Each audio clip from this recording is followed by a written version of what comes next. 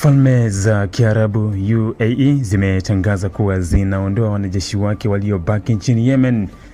hatua iliyokuja saa chache baada ya mkuu wa baraza la urais la Yemen ambalo linaungwa mkono na Saudi Arabia kuitaka UAE iondoe majeshi yake ndani ya saa 24.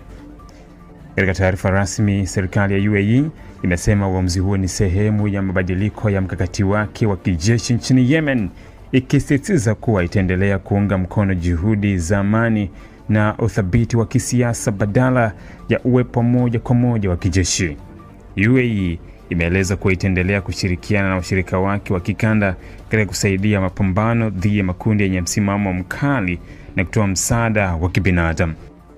Ombi la kuondoka kwa majeshi ya UAE lilitolewa na mkuu wa baraza la urais la Yemen, akieleza kuwa uwepo wa vikosi vya kigeni bila uratibu wa karibu na serikali ya Yemen